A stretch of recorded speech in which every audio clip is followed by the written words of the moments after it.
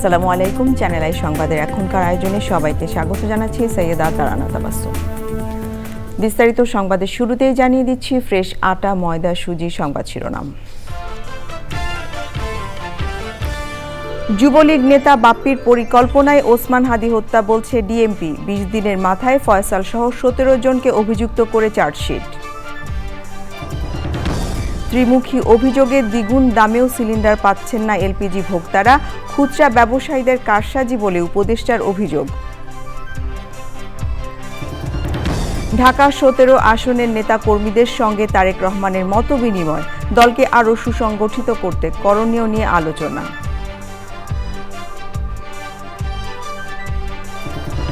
প্রার্থিতা ফিরে পেতে হামিদুর ও মান্না সহ আরও প্রার্থীর আবেদন, পাতানো নির্বাচনের চেষ্টা হলে এনসিপির মাঠে নামার ঘোষণা। ২৪শে গণহত্যার অভিযোগে সালমান আনিসুলের বিরুদ্ধে অভিযোগ গঠন নিয়ে আদেশ ১২ই জানুয়ারি, দুজনকে মূল পরিকল্পনাকারী উল্লেখ। এবং কুড়িগ্রামে শীতার্তদের ট্রাই ফাউন্ডেশনের কম্বল বিতরণ, অসহায় মানুষের পাশে দাঁড়াতে স্বেচ্ছাসেবী সংগঠনগুলোকে এগিয়ে আসার আহ্বান।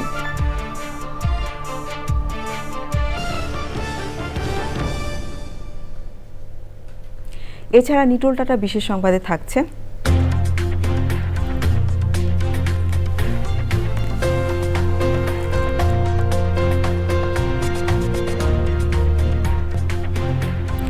বিশ্ব থাইরয়েড সচেতনতা মাস পালনে আন্তর্জাতিক সায়েন্টিফিক সেমিনারের খবর।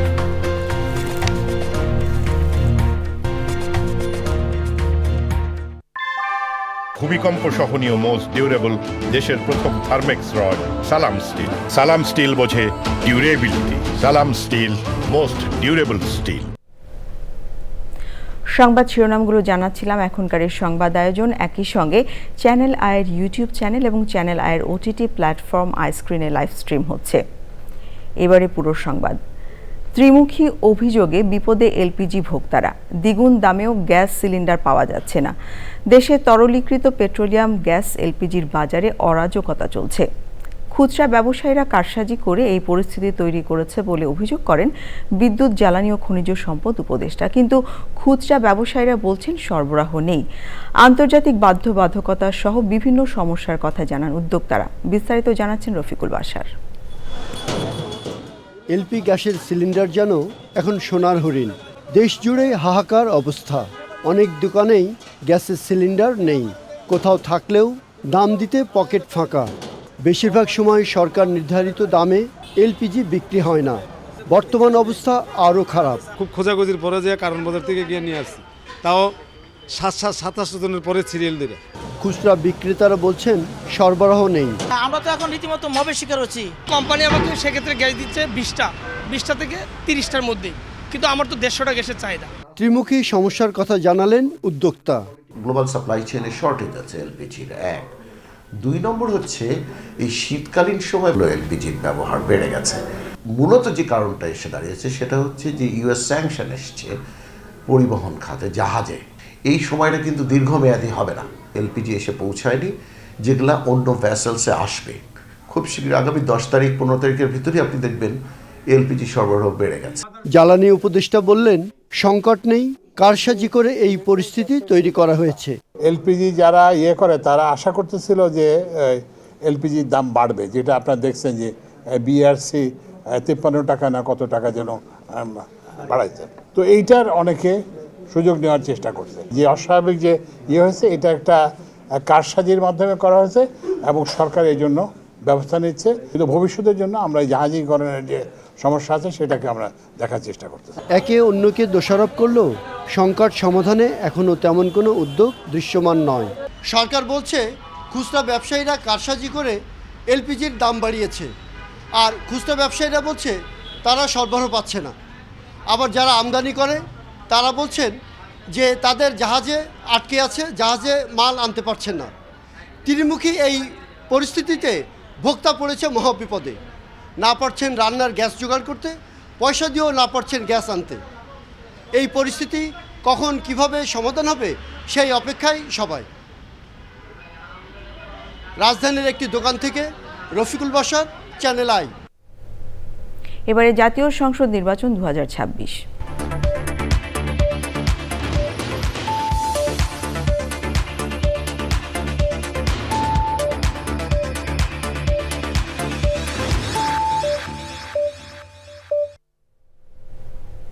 ঢাকা 17 আসনের নেতাকর্মীদের সঙ্গে মতবিনিময় করেছেন বিএনপির ভারপ্রাপ্ত চেয়ারম্যান তারেক রহমান। চেয়ারপারসনের গুলশান কার্যালয়ে এই বৈঠকে বিএনপি এবং অঙ্গ ও সহযোগী সংগঠনের নেতারাও ছিলেন। তারা জানিয়েছেন, তারেক রহমানের নির্বাচনী আসনের মানুষের আশা আকাঙ্ক্ষা নিয়ে আলোচনা হয়েছে। দলকে আরও সংগঠিত করতে কী করণীয় তা নিয়েও আলোচনা হয়েছে। রাহুল রায়ের রিপোর্ট। বেলা 11টার কিছু আগে বিএনপি চেয়ারপারসনের গুলশান কার্যালয়ে আসেন বিএনপির ভারপ্রাপ্ত চেয়ারম্যান তারেক রহমান। 12 ফেব্রুয়ারি ত্রয়োদশ জাতীয় সংসদ নির্বাচনে বগুড়া 6 ও ঢাকা 17 আসনে নির্বাচনে দলের প্রার্থী তারেক রহমান সকালে ঢাকা 17 আসনের নেতাকর্মীদের সঙ্গে মতবিনিময় করেন। এ সময় বিএনপি এবং যুবদল ও ছাত্রদলের নেতারাও ছিলেন বৈঠকে। এই এলাকায় ওনার বসবাস, এখানে রাজনৈতিক অফিস, নেতাকর্মীদের সাথে আরও গভীরভাবে তাদের সাথে পরিচিতি এবং এই এলাকার সার্বিক অবস্থা জানার জন্যই আজকের এই মতবিনিময় সভা বা আলোচনা সভার মতো। সামনে যেহেতু নির্বাচনের প্রসঙ্গ তো আসবেই, কিন্তু এটা মূলত সাংগঠনিক একটা মতবিনিময় সভা ছিল। এখানে যেহেতু আমাদের দলের ভারপ্রাপ্ত চেয়ারম্যান নিজেই নির্বাচন করছেন ঢাকা 17 আসন থেকে, তো একজন প্রার্থী হিসাবে তিনি একই সাথে উনি দলের চেয়ারম্যান, আবার একই সাথে উনি কিন্তু এই আসনের প্রার্থীও। তো যারা আমাদের নেতৃবৃন্দরা রয়েছে, ছাত্রদল, যুবদল, স্বেচ্ছাসেবক দল, মূল দল, সবার সাথে তিনি আলোচনা করছেন। ভোটারদের থেকে কি সমস্যাগুলোর কথা স্পেসিফিক করা হয়েছে সেগুলো উনি এখানে লিপিবদ্ধ করা হয়েছে, এবং দলের পক্ষ থেকে সেই সমস্যাগুলোকে কিভাবে সমাধান করা যায় বা কি দলের পক্ষ থেকে আশ্বাস দেওয়া হবে সেগুলো উনি ওনার পক্ষ থেকে বলে দিয়েছেন। সাবেক প্রধানমন্ত্রী বেগম খালেদা জিয়ার প্রতি শ্রদ্ধা জানাতে দলের কার্যালয়ের শোক বইয়ে সই করেছেন সঙ্গীত শিল্পী ও বিসিবি পরিচালক আসিফ আকবর। লিডার যাওয়ার সময় আমাকে কুশল বিনিময় করলেন, জিজ্ঞেস করলেন কেমন আছি, আমি বললাম ভালো আছি। এই নতুন প্রজন্মের রাজনীতি শুরু হয়েছে বিএনপিতে। বিএনপি যদি মনে করে যে আমাকে তাদের কাজে লাগবে, ডাকবে, আমি তো সবসময় দলের জন্য নিবেদিত প্রাণ আছি আর সমর্থক, কিন্তু পদ পদবি বা দলের কাছ থেকে কিছু চাওয়া পাওয়ার নাই আমার। বুধবারও ঢাকা 17 আসনের নেতাকর্মীদের সঙ্গে মতবিনিময় করবেন বিএনপির ভারপ্রাপ্ত chairman Tarique Rahman. Rahul Roy, Channel I, Dhaka. এবারে অন্য প্রসঙ্গ। ইনকিলাব মঞ্চের মুখপাত্র শরীফ ওসমান হাদী হত্যা মামলার চার্জশিট দিয়েছে ডিবি। হাদী মারা যাওয়ার 20 দিনের মাথায় ঢাকা মহানগর গোয়েন্দা পুলিশ মঙ্গলবার আদালতে হত্যার মূল পরিকল্পনাকারীর ঢাকা মহানগর উত্তর যুবলীগের সাংগঠনিক সম্পাদক তাইজুল ইসলাম চৌধুরী বাপ্পি ও ফয়সাল করিম সহ 17 জনের বিরুদ্ধে চার্জশিট দাখিল করে। ওসমান হাদীকে রাজনৈতিক প্রতিহিংসার কারণে হত্যা করা হয়েছে বলে সংবাদ সম্মেলনে জানিয়েছেন ঢাকা মহানগর গোয়েন্দা পুলিশের অতিরিক্ত কমিশনার মোহাম্মদ শফিকুল ইসলাম। বিস্তারিত মইনুল হাসানের রিপোর্টে।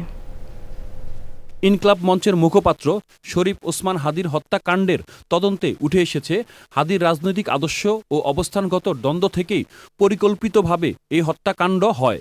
মঙ্গলবার হাদীকে গুলিবর্ষণকারী হিসেবে চিহ্নিত ফয়সাল সহ 17 জনকে অভিযুক্ত করে আদালতে চার্জশিট দেওয়া হয়েছে। ডিএমপির মিডিয়া সেন্টারে প্রেস ব্রিফিংয়ে একথা জানান ডিবি প্রধান মোহাম্মদ শফিকুল ইসলাম। ডিবি জানিয়েছে, ঢাকা উত্তর সিটি কর্পোরেশনের 6 নং ওয়ার্ডের সাবেক কাউন্সিলর ও ঢাকা মহানগর উত্তর যুবলীগের সাংগঠনিক সম্পাদক তাইজুল ইসলাম চৌধুরী ওরফে বাপ্পি এই হত্যাকাণ্ডের নির্দেশদাতা। বাপ্পির পরিকল্পনাতেই ক্যাডার বাহিনী নিয়ে এই হত্যাকাণ্ড সম্পূর্ণ করা হয়।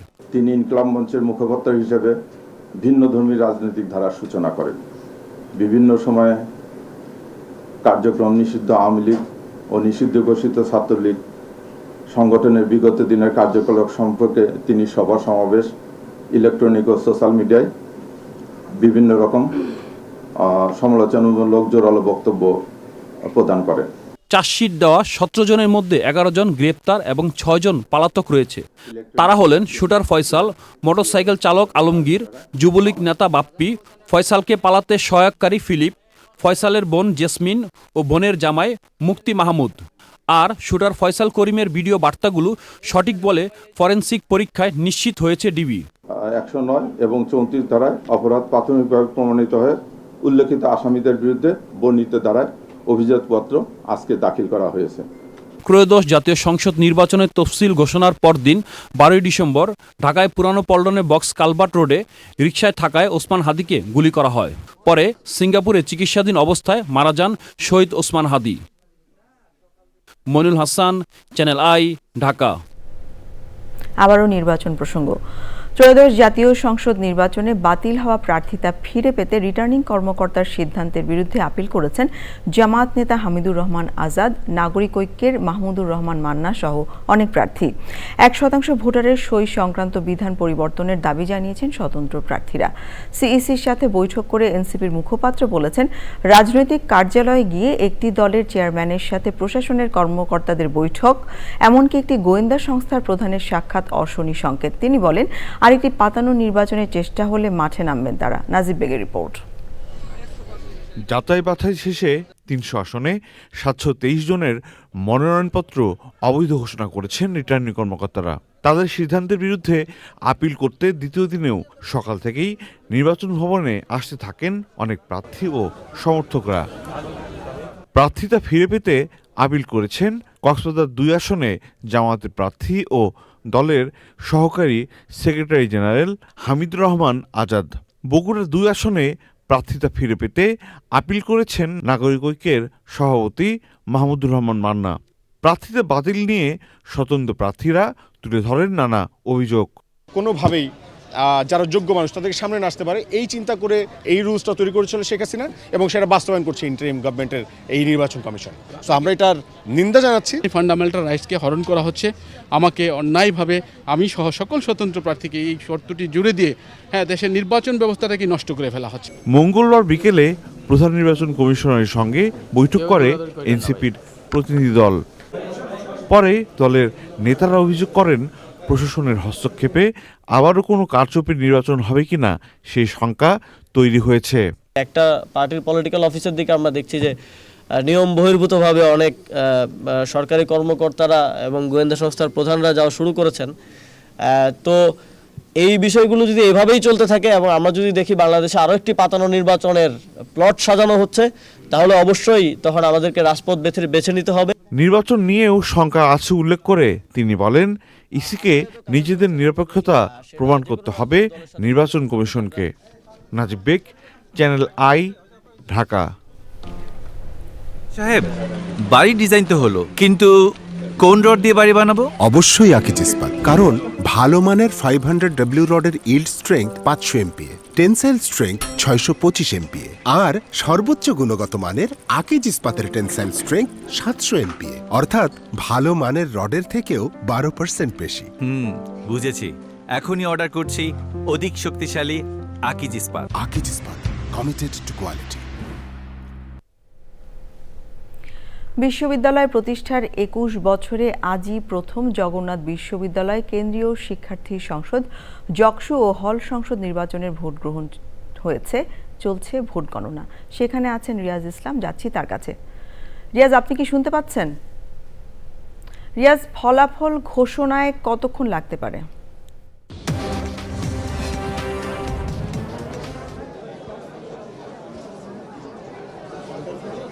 তারা না জগন্নাথ বিশ্ববিদ্যালয়ের যুগসু নির্বাচনের ভোট কিন্তু সকাল 9টা থেকে শুরু হয়েছে এবং বিকেল 3টায় শেষ হয়েছে। বর্তমানে তার ফল ঘোষণার যে কার্যক্রম সেটি আসলে শুরু হয়েছে।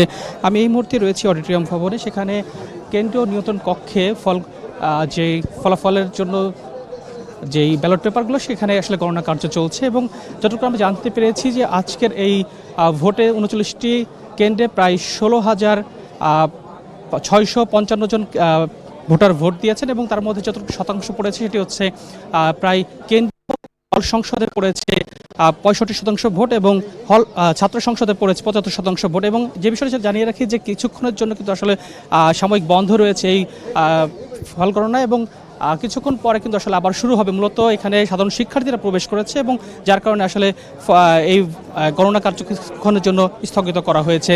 এছাড়া যেটুকু জানিয়ে রাখি যে 4টি প্যানেল থেকে নির্বাচন করছে ছাত্র দলের প্রার্থীরা, এবং ছাত্র শিবির এবং ছাত্র শক্তি এবং বাম সংগঠনের প্রার্থীরা, এবং সেটি আসলে তারা যেটি আসলে বলছেন দুই পক্ষ আসলে অভিযোগ করেছিল ছাত্র শিবির এবং ছাত্র দল। বর্তমানে কিন্তু কিছুক্ষণ পরে হয়তো শুরু হবে। শিক্ষার্থীদের মধ্যে কিন্তু উচ্ছ্বাস উদ্দীপনা রয়েছে, কারণ 21 বছর পর তারা প্রথমবারের মতো যোগসূত্রে ভোট দিয়েছে। তারা না রিয়াজ, আপনাকে অনেক ধন্যবাদ আমাদের সাথে যোগ দেওয়ার জন্য। 24-এর গণ অভ্যুত্থানে গণহত্যার অভিযোগে সালমান এফ রহমান ও আনিসুল হকের বিরুদ্ধে অভিযোগ গঠনের বিষয়ে 12 জানুয়ারি আদেশ দেবেন আন্তর্জাতিক অপরাধ ট্রাইব্যুনাল 1।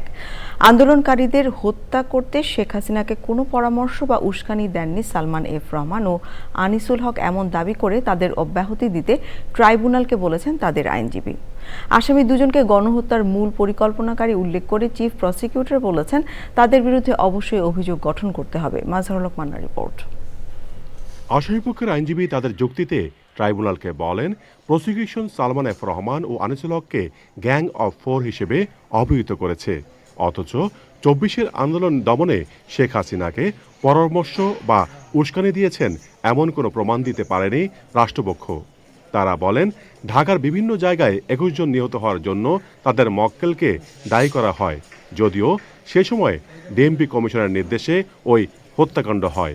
রুলস অফ বিজনেসের দায়িত্ব দেওয়া আছে, সেই দায়িত্বের মধ্যে তাদেরকে এমন কোনো ক্ষমতা দেওয়া হয় নাই যেই ক্ষমতার বলে ওনারা আইন শৃঙ্খলা বাহিনীর তদারকি করতে পারেন অথবা তাদেরকে কোনো আদেশ দিতে পারেন। ঢাকার মেট্রোপলিটন যে কমিশনার হাবিবুর রহমান, তার অধীনস্থ যে পুলিশ বাহিনী ছিল তাদেরকে আইন প্রয়োগ করার নির্দেশ প্রদান করেছেন। পাল্টা যুক্তিতে চিফ প্রসিকিউটর বলেন, দায়িত্বের মধ্যে না থাকলেও ইন্টারনেট বন্ধ করে গণহত্যার ঘটনা আড়াল করা এবং কারফিউ দিয়ে আন্দোলনকারীদের শেষ করার কথা বলেছিলেন দুই আসামি। এই গণহত্যা কারফিউ দিয়ে মানুষকে নিশ্চিহ্ন করে দেওয়ার যে পরিকল্পনার সাথে তারা জড়িত ছিলেন, তারা ইনসাইট করেছেন, অ্যাবেট করেছেন, প্ল্যান করেছেন এবং সেগুলোর এক্সিকিউশনের ব্যাপারে কাজ করেছেন। তাদের বিরুদ্ধে প্রাইমা ফেসি যে এভিডেন্স এসছে তার ভিত্তিতে তাদের বিরুদ্ধে চার্জ গঠন করা ছাড়া কোনো বিকল্প নাই। সালমান এফ রহমান ও আনিসুল হকের বিরুদ্ধে কারফিউ জারি এবং 50-এর বেশি মানুষকে হত্যা সহ 5 অভিযোগ আনে প্রসিকিউশন। Mazharul Haque Manna, Channel I, Dhaka. প্রধান উপদেষ্টা অধ্যাপক মোহাম্মদ ইউনুস গভীর সমুদ্রে গবেষণা ও সমস্যা চিহ্নিতকরণের উপর গুরুত্ব আরোপ করেছেন। তিনি বলেছেন, দেশের স্থলভাগ যতটুকু তার সমপরিমাণ অঞ্চল জলভাগেও রয়েছে, কিন্তু এই সম্পদগুলো ঠিকমতো কাজে লাগানো যাচ্ছে না। সামুদ্রিক মৎস্য সম্পদ ও ইকোসিস্টেম নিয়ে গবেষণা জাহাজ আরভি ন্যানসেনো এর মাধ্যমে পরিচালিত জরিপ ও গবেষণার প্রতিবেদন প্রধান উপদেষ্টার কাছে জমা দেওয়ার সময় এমন মন্তব্য করেন প্রধান উপদেষ্টা। রাষ্ট্রীয় অতিথি ভবন যমুনায় এই বিষয়ে একটি সভা হয়েছে। সভায় ছিলেন মৎস্য প্রাণী সম্পদ উপদেষ্টা ফরিদা আক্তার ও অন্যরা ছিলেন। গত বছরের 21শে আগস্ট থেকে 21শে সেপ্টেম্বর পর্যন্ত এই জরিপ পরিচালিত হয়। 8টি দেশের 25 জন বিজ্ঞানী জরিপে অংশ নেন, যার মধ্যে 13 জন ছিলেন বাংলাদেশের। অর্থনীতিবিদ ডক্টর দেবপ্রিয় ভট্টাচার্য বলেছেন, নির্বাচনের আগে সামাজিক যোগাযোগ মাধ্যমে কৃত্রিম বুদ্ধিমত্তা বা এআই ব্যবহারের মাধ্যমে দেশে যে বিভাজনের রাজনীতি শুরু হয়েছে তা বন্ধে নির্বাচন কমিশন ও সরকার কোনো পদক্ষেপ নিচ্ছে না। রাজধানীতে এক মুক্ত আলোচনায় তিনি অভিযোগ করেন, সামাজিক যোগাযোগ মাধ্যম ব্যবহার করে যেভাবে মব উস্কে দেওয়া হচ্ছে তা নিয়ন্ত্রণেও সরকার নিষ্ক্রিয়। লায়লা নওশিনের report. Centre for governance studies CGS এর ধারাবাহিক আয়োজন গণতান্ত্রিক পুনর্গঠনের জন্য মুক্ত আলোচনার এবারের বিষয় ডিজিটাল অর্থনীতি ও উদ্যোক্তা প্রসঙ্গ। যোগ দেন ডিজিটাল অর্থনীতি খাত সংশ্লিষ্ট উদ্যোক্তা, অর্থনীতিবিদ, রাজনীতিবিদ ও বিশ্লেষকরা। বিভিন্ন ক্ষেত্রে তথ্যের সত্যতা নিশ্চিত করার পাশাপাশি পরিসংখ্যান ব্যুরোকে সংস্কার ও আধুনিকায়নের তাগিদ দেন আলোচকরা। বিদেশি অর্থায়নে ডিজিটাইজেশনকে নিরুৎসাহিত করেন তারা। কৃত্রিম বুদ্ধিমত্তার অপব্যবহার রোধে সরকার নিষ্ক্রিয় বলে মন্তব্য করেন আলোচকরা। এই নির্বাচনে সামাজিক যোগাযোগ মাধ্যম এবং কৃত্রিম বুদ্ধিমত্তা বড় ধরনের নৈরাজ্যমূলক, বিশৃঙ্খলা সৃষ্টিকারী এবং বিভাজন সৃষ্টিকারী একটি উপাদান হতে পারে। সেইটা নিয়ন্ত্রণ করা আগামী দিনে সুষ্ঠু নির্বাচনের জন্য একটা বড় উপাদান হিসেবে এখন সামনে এসেছে। আমি এই সরকারের, এই নির্বাচন কমিশনের, এই আইন প্রয়োগকারী সংস্থাদের পক্ষ থেকে এই ব্যাপারে যথেষ্ট সচেতনতা দেখি না, কার্যকর পদক্ষেপ দেখি না। এখন পর্যন্ত নির্বাচন বলতে যে কয়েক সপ্তাহ বাকি, সেটা কিন্তু সেই আবহ কিন্তু তৈরি হয়নি। সো নির্বাচন, এবং আমরা চাই না যে 2014, 18 কিংবা 2024-এর পুনরাবৃত্তি হোক। এবং সেটা যদি পলিটিক্যাল অ্যাক্টররা মেনেও নেয়, আমি মনে করি সেটা তাদের জন্য এবং দেশের জন্য কল্যাণকর হবে না। নাগরিকদের তথ্যের গোপনীয়তার জন্য নির্বাচন কমিশনের বাইরে একীভূত ও স্বায়ত্তশাসিত জাতীয় তথ্য ভাণ্ডার করার তাগিদ দেন আলোচকরা। লাইলা নওশিন, চ্যানেল আই, ঢাকা। পরিবেশ, বন ও জলবায়ু পরিবর্তন উপদেষ্টা সৈয়দ রিজওয়ানা হাসান বলেছেন, সেন্ট মার্টিন সহ দেশের পরিবেশ, প্রতিবেশ ও জীববৈচিত্র্য সংরক্ষণে রাজনৈতিক সদিচ্ছার বিকল্প নেই। রাজধানীর একটি রেস্তোরাঁয় সেন্ট মার্টিন দ্বীপের মাস্টার প্ল্যান বিষয়ক কর্মশালায় প্রধান অতিথির বক্তব্যে একথা বলেন তিনি। বলেন, দেশের স্বার্থে সেন্ট মার্টিন সংরক্ষণের উদ্যোগ। এ সময় জাতীয় দায়িত্ববোধের জায়গা থেকে দ্বীপটি রক্ষায় সবাইকে সচেষ্ট হওয়ার আহ্বান জানান তিনি। ট্যুরিজম হবে স্থানীয় জনগোষ্ঠী কেন্দ্রিক। আপনি ওখানে থাকেন, আপনার 2টা ঘর আছে, দরকার হলে সরকার সহায়তা দিয়ে আরেকটা ঘর আপনাকে তুলে দেবে। পর্যটকেরা স্থানীয় মানুষদের সাথে থেকে তাদের জীবন ধারণ কেমন সেটা দেখবে এবং প্রকৃতিকে উপভোগ করবে। প্রকৃতিকে নষ্ট করতে ওখানে ট্যুরিজম করতে দেওয়ার কোনো সুযোগ নাই। কোরাল ভেঙে রিসোর্টের দেয়ালে লাগানো হচ্ছে। এটা কারা করে জানেন? বহিরাগতরা করে। 16টি নদ নদী বেষ্টিত দেশের উত্তরের সীমান্তবর্তী জেলা কুড়িগ্রামে জেঁকে বসেছে শীত। কনকনে ঠান্ডা ও ঘন কুয়াশায় ঢেকে থাকছে রাস্তাঘাট সহ বিস্তীর্ণ এলাকা। প্রচণ্ড শীতে বিপর্যস্ত এখানকার প্রত্যন্ত অঞ্চলের খেটে খাওয়া দরিদ্র, অসহায় ও শীতার্ত মানুষ আক্রান্ত হচ্ছেন নানা শীতজনিত রোগে। প্রতিবারের মতো এবারও কুড়িগ্রামের শীতার্ত মানুষের শীত নিবারণে উষ্ণতা ছড়াতে শীত বস্ত্র নিয়ে এগিয়ে এসেছে ট্রাই ফাউন্ডেশন। কুড়িগ্রাম প্রতিনিধি শ্যামল ভৌমিকের তথ্য ও ভিডিও চিত্রে আলমুকসিদের রিপোর্ট। প্রতিনিয়ত দুর্যোগের সাথে লড়াই করে বেঁচে থাকে নদ নদীময় কুড়িগ্রামের মানুষ। এবারের শীতেও কাহিল হয়ে পড়েছে এখানকার মানুষ, বিপর্যস্ত হয়ে পড়েছে জনজীবন। তাই 2 দশকের ধারাবাহিকতায় প্রতি বছরের মতো এবারও নতুন বছরের শুরুতে দেশের বিভিন্ন জেলার পাশাপাশি কুড়িগ্রামেও শীতার্ত মানুষের পাশে এগিয়ে এসেছে try foundation. Kurigram press club চত্বর জেলা শহরের বিভিন্ন বস্তি সহ আশপাশের চর এলাকার শীতার্ত মানুষের মাঝে কম্বল বিতরণ করেছে ট্রাই ফাউন্ডেশন। শীতবস্ত্র পেয়ে আনন্দিত দরিদ্র ও শীতকাতর মানুষ। আমি কম্বল পাইলাম বাবা, খুব আমার উপকার হল, ভালো হল।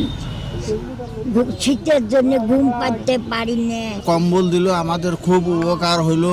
শীতকালের জন্য খুব উপকার হলো, কম্বল একটা দিয়ে দিচ্ছে। আল্লাহ মিলেইছে দিচ্ছে, যারা দিল তারাও আল্লাহ তাদের ভালো করুক, ভালো রাখুক। শীত নিবারণের জন্য ট্রাই ফাউন্ডেশনের কম্বল বিতরণের এই উদ্যোগকে সাধুবাদ জানিয়েছে স্থানীয়রা। ট্রাই ফাউন্ডেশনকে আসলে তারা ঢাকা থেকে বুঝেছেন যে আমাদের এই হিমালয় দেশের এই জেলার মানুষের যে শীতের জন্য যে কষ্ট হচ্ছে, এই জন্য তারা এগিয়ে এসেছেন যে এই মানুষদের জন্য কিছু শীত বস্ত্র। ধন্যবাদ কুড়িগ্রামের প্রেস ক্লাবের পক্ষ থেকে। কুড়িগ্রামের শীতার্ত মানুষের পাশে সবসময়ই ট্রাই ফাউন্ডেশন দাঁড়িয়েছে। আমাদের প্রতি বছর নববর্ষের দিনে আসলে এই ট্রাই ফাউন্ডেশন যে শীতার্ত মানুষের পাশে দাঁড়ায়, এভাবে তাদেরকে শুভেচ্ছা জানাই। এটি সত্যি ভালো লাগার বিষয়, এটি অব্যাহত থাকবে বলে আমি আশা করি। সরকারের পাশাপাশি নানা প্রাকৃতিক দুর্যোগে ট্রাই ফাউন্ডেশনের মতো অন্যান্য স্বেচ্ছাসেবী সংগঠনকে এগিয়ে আসার আহ্বান জানান সমাজসেবীরা। আমরা আশা করি ট্রাই ফাউন্ডেশনের মতো যারা বিত্তবান আছে, বিভিন্ন বেসরকারি সংস্থা আছে, বিত্তবান মানুষ আছে, তারা কুড়িগ্রামের অসহায় মানুষগুলোর পাশে যদি একটা দৃষ্টি দেয়, তাহলে আমাদের এই মানুষগুলো একটু হলেও স্বস্তি। শীতের তীব্রতা আরও বাড়লে গরম কাপড়ের অভাবের পাশাপাশি শীতজনিত রোগে ভুগবে কুড়িগ্রামের বিভিন্ন এলাকার মানুষ। তাই ট্রাই ফাউন্ডেশনের মতো অন্যান্য সংগঠন ও বিত্তবানদের এগিয়ে আসার আহ্বান জানিয়েছে ট্রাই ফাউন্ডেশনের সদস্যরা। আল মুকসিদ, চ্যানেল আই। এবারে বিপিএল টি20।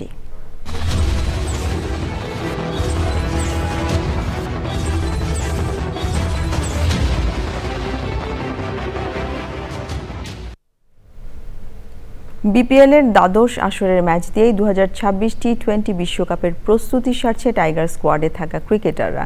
ওদিকে আইপিএল ইস্যুতে মোস্তাফিজকে বাদ দেওয়ার রেশ অন্য সতীর্থদের মধ্যেও পড়েছে। আইসিসির মেগা ইভেন্টে যাওয়ার আগে বিপিএলের উইকেটকে আরও স্পোর্টিং চেয়েছেন সাইফুদ্দিন। বিল্লাল হোসেনের ভিডিও চিত্রে সিলেট থেকে আদিল আহমেদ শানের রিপোর্ট। বিপিএল চলাকালে টি20 বিশ্বকাপের স্কোয়াড ঘোষণা করায় টাইগার স্কোয়াডের ক্রিকেটারদের নিয়েই বাড়তি আগ্রহ সবার। ক্রিকেটারদের ফোকাস বিপিএল কেন্দ্রিক হলেও আইপিএল থেকে মুস্তাফিজকে সরিয়ে দেওয়ার ঘটনা কোনোভাবেই সমর্থন করছেন না তার জাতীয় দলের সতীর্থরা। ভবিষ্যতে আইপিএলের নাম দেওয়ার আগে নিজেদের সম্মানের দিকগুলোও ভাবতে চান তানজিম সাকিবের মতো তারকা ক্রিকেটাররা। আইপিএল থেকে ওনাকে কেন নাম সরাই দিল বা ইয়ে করলো, এটা আসলে আমরা কেউই জানি না। হয়তো পলিটিক্যাল ইস্যু হইতে পারে, বাট ক্রিকেটে পলিটিক্স না আসাটাই ভালো। আর আমরা তো চাই, আমরা তো পলিটিক্যাল দিক দিয়ে চিন্তা করি না। এজ এ প্লেয়ার হিসাবে আইপিএল খেলার ইচ্ছা থাকে, ওই হিসাবে আমরা নাম দিই। সো নেক্সট ইয়ার যদি এজেন্টের সাথে কথা বলে বা দেশে যারা আছে তাদের সাথে কথা বলে আমরা নাম দিব বা নাম দিব না। এবারে টি-20 বিশ্বকাপে অংশ নেওয়া নিয়ে কথা বলেছেন সাইফুদ্দিন। জানি না আসলে কি হবে, যেহেতু আমাদের কন্ট্রোলে নেই।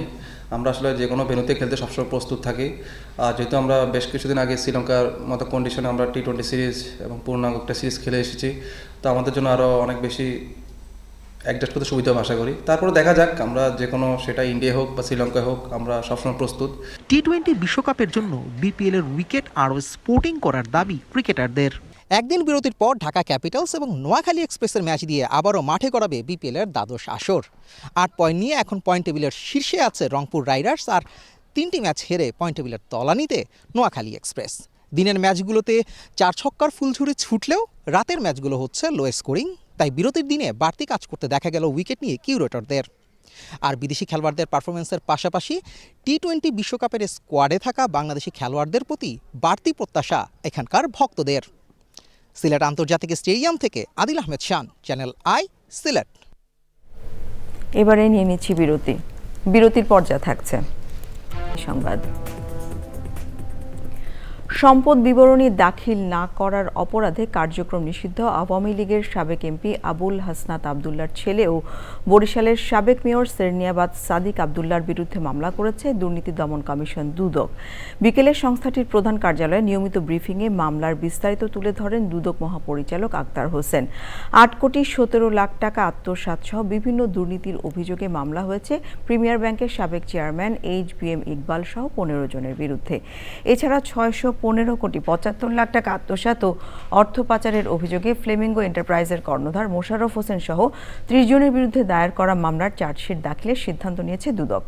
এক প্রশ্নের জবাবে মহাপরিচালক বলেন, প্রার্থীদের বিষয়ে সুনির্দিষ্ট ও বস্তুনিষ্ঠ কোনো অভিযোগ পেলে তা খতিয়ে দেখবে দুদক। অভিযোগ সংশ্লিষ্ট জনাব সেরনিয়াবাদ সাদিক আবদুল্লাহ ধাতু আয়ের উৎসের সাথে অসঙ্গতিপূর্ণ সম্পদ অর্জন করেছেন মর্মে প্রাথমিক অনুসন্ধানে প্রমাণিত হয়। তার প্রতি দুর্নীতি দমন কমিশন থেকে সম্পদ বিবরণী দাখিলের আদেশ জারি করা হয়। তিনি নির্ধারিত সময়ের মধ্যে সম্পদ বিবরণী দাখিল না করায় মামলা রুজুর সিদ্ধান্ত গৃহীত হয়েছে। মার্কিন বাহিনীর অভিযানে আটক নিকোলা মাদুরো নিউ ইয়র্কের আদালতে নিজেকে এখনও ভেনেজুয়েলার প্রেসিডেন্ট দাবি করেছেন। মাদক পাচার ও সন্ত্রাসের অভিযোগ অস্বীকার করে নিজেদের নির্দোষ দাবি করেছেন মাদুরো ও তার স্ত্রী সিলিয়া ফ্লোরেস। মামলার পরবর্তী শুনানি 17 মার্চ। সুইজারল্যান্ডে মাদুরোর নামে থাকা সম্পদ জব্দ করেছে দেশটির সরকার। মাদুরোকে আটকের ঘটনায় আন্তর্জাতিক অঙ্গনে তীব্র প্রতিক্রিয়া দেখা দিয়েছে। যুক্তরাষ্ট্রের বিরুদ্ধে প্রয়োজনে আবারও অস্ত্র তুলে নেওয়ার ঘোষণা দিয়েছেন কলম্বিয়ার প্রেসিডেন্ট গুস্তাভো পেত্রো। এবারে নিটোল টাটা বিশেষ সংবাদ।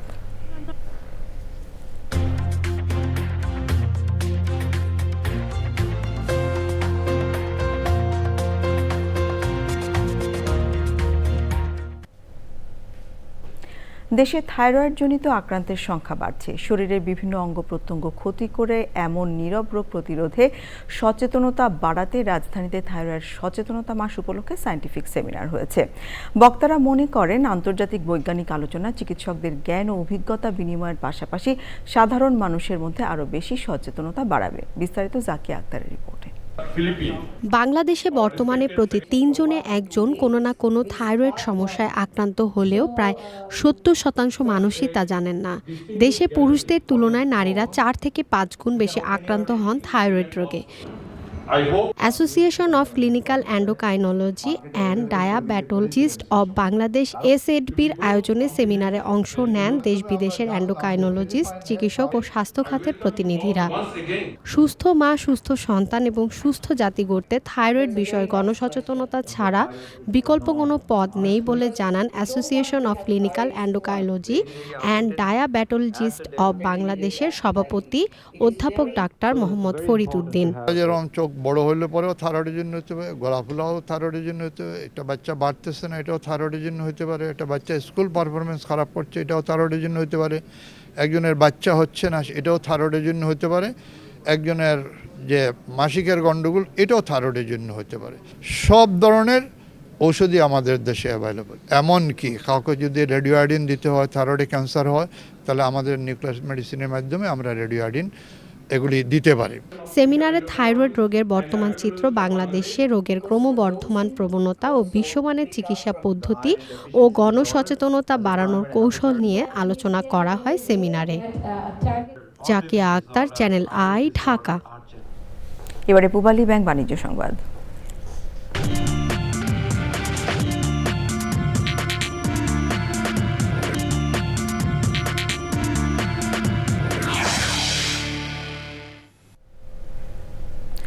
রাজধানীর তেজগাঁওয়ে বেঙ্গল মিটের প্রধান কার্যালয়ে উন্নত পুষ্টিগুণ সম্পন্ন ওমেগা-3 সমৃদ্ধ ব্রয়লার মাংস উৎপাদনে কর্মশালা হয়েছে। বাংলাদেশ কৃষি বিশ্ববিদ্যালয় research and innovation centre BAURIC এর এইচ সাব প্রজেক্টের অধীনে এর আয়োজন করা হয়।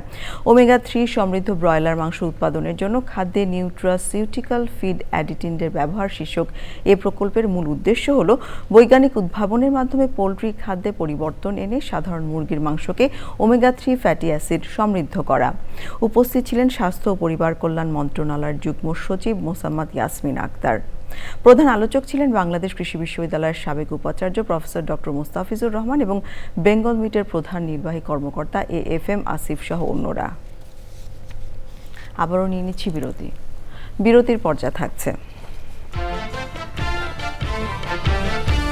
ক্রিকেটার মুস্তাফিজুর রহমানকে নিয়ে যা ঘটেছে তা উপদেষ্টা শুরুটা বাংলাদেশ থেকে করা হয়নি বলে মন্তব্য। আপনারা দেখছেন চ্যানেল আই সংবাদ। এবারে খেলার খবর।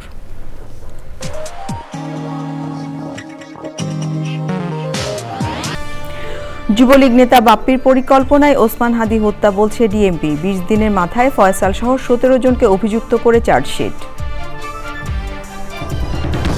ত্রিমুখী অভিযোগে দ্বিগুণ দামেও সিলিন্ডার পাচ্ছেন না এলপিজি ভোক্তারা, খুচরা ব্যবসায়ীদের কারসাজি বলে উপদেষ্টার অভিযোগ। ঢাকা 17 আসনের নেতা কর্মীদের সঙ্গে তারেক রহমানের মত বিনিময়, দলকে আরও সুসংগঠিত করতে করণীয় নিয়ে আলোচনা।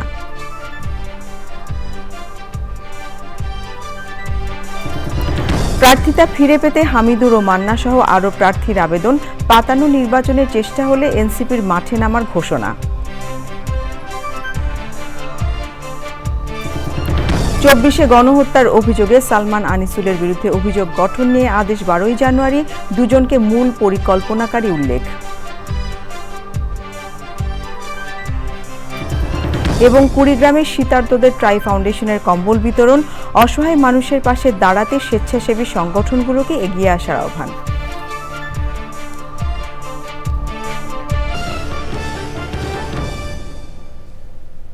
এই ছিল আমাদের এখনকার সংবাদ আয়োজন। ধন্যবাদ সবাইকে এতক্ষণ সঙ্গে থাকবার জন্য।